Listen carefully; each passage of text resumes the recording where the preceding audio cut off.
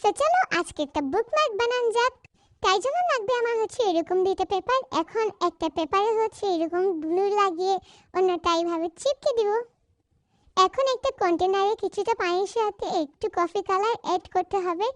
আর এখানে আমি প্রোডাকশনের জন্য এই ধরনের পলিথিন টেপের ব্যাগ ইউজ করছি। এখন এটার মধ্যে সম্পূর্ণ কালারটা এভাবে ছড়িয়ে দেব।